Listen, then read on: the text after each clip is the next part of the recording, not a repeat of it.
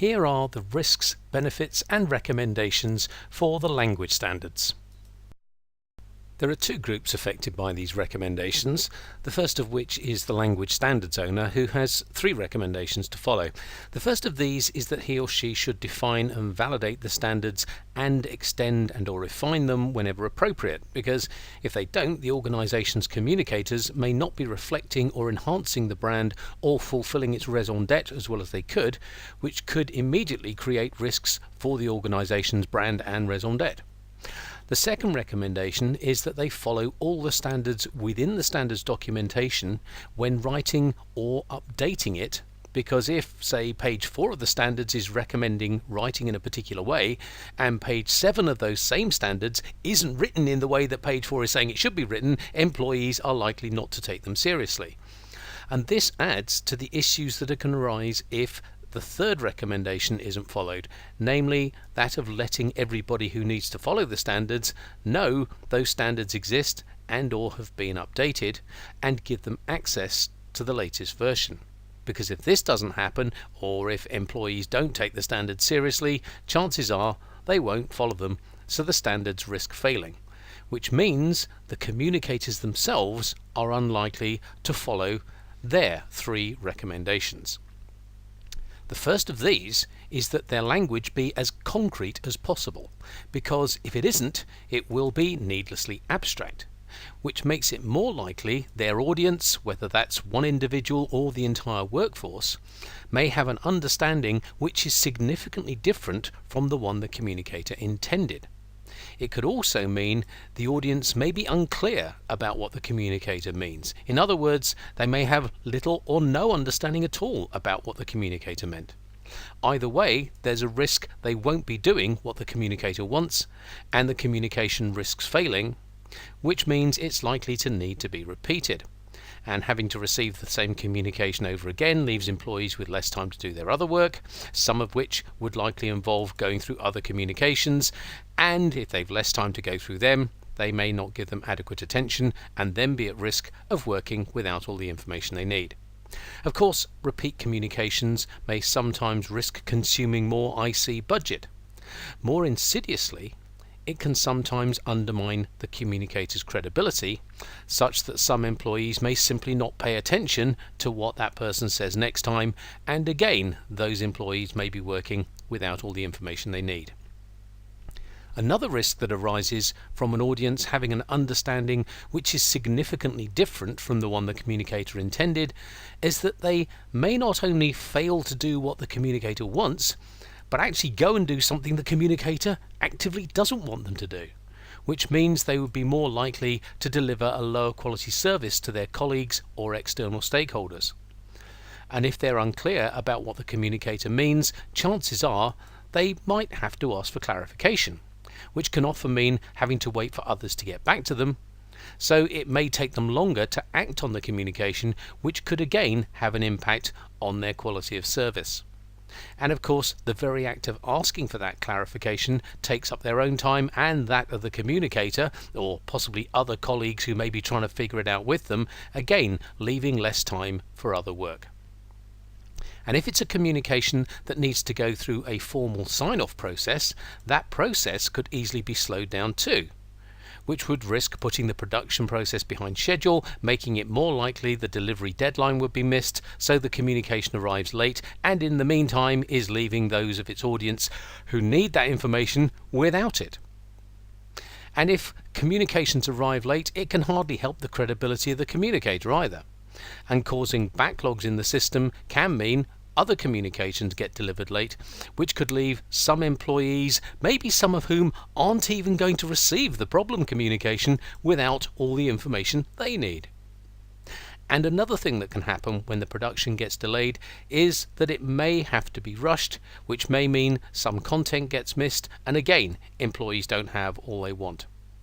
Or some of the content may be wrong, which can again hurt the communicator's credibility and also mean employees are now working with incorrect information, and so are more likely to make mistakes. Or to get it out on time, they may have to pay more to external suppliers, eating away further at the IC budget. And none of this can possibly be doing people's stress levels any favours, so there's an increased risk of them burning out and delivering a lower quality service as a result.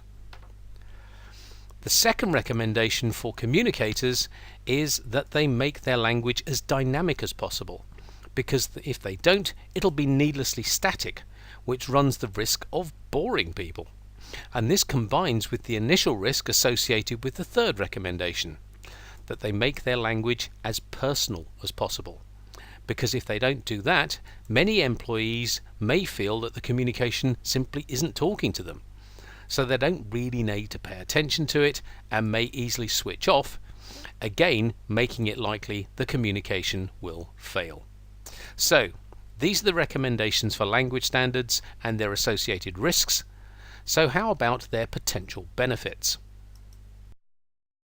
Well, if the language standards owner defines and validates the standards and extends and refines them whenever appropriate, the organization's communicators stand a better chance of reflecting or enhancing the brand, which can help support the brand itself and the raison d'etre.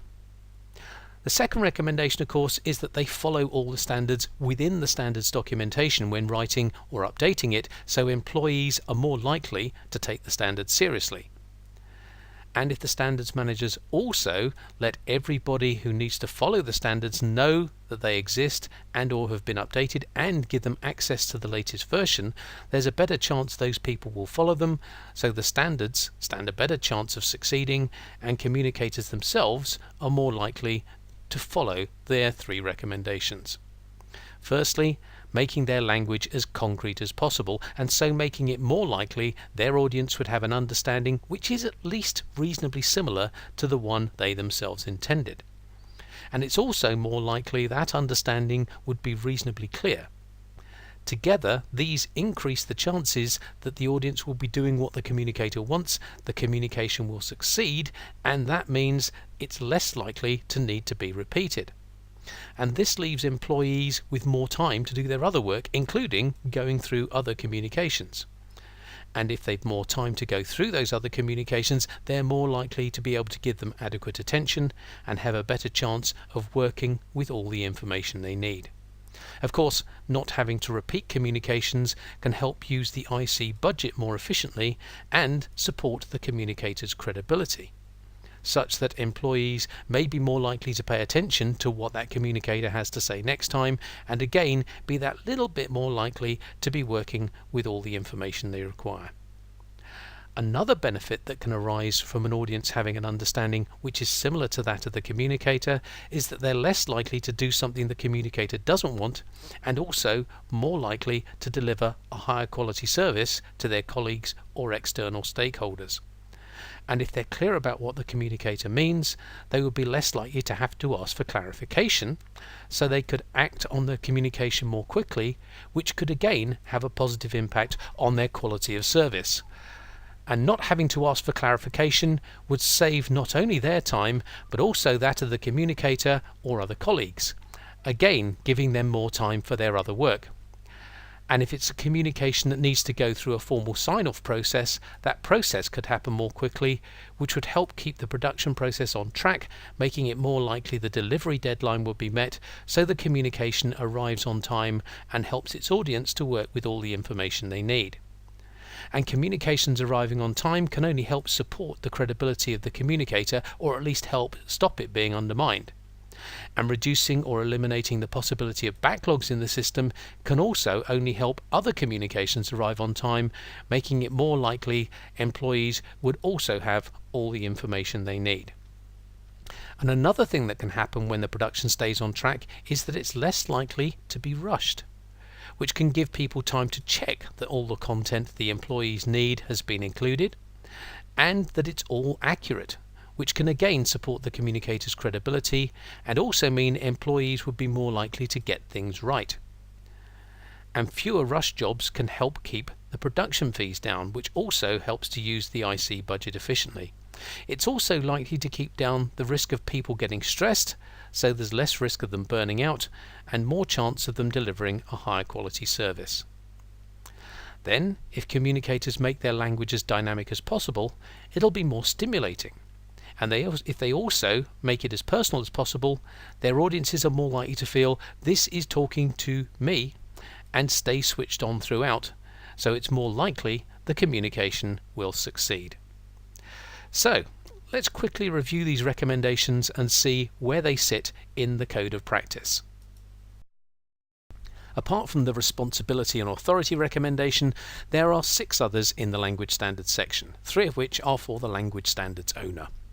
Defining and validating the standards and extending or refining them whenever appropriate is covered in recommendations 2 and 7. Following all the standards within the standards documentation itself is recommendation 3. And letting all the appropriate people know the standards exist or have been updated and making sure those people can access them is covered by recommendation 4. Then the communicators should be making their language as concrete as possible, which is covered in recommendations 5, 6.1 and 6.2, and as dynamic as possible, which is recommendation 5 again, along with 6.3. And finally, as personal as possible, which is recommendations 5 and 6.4.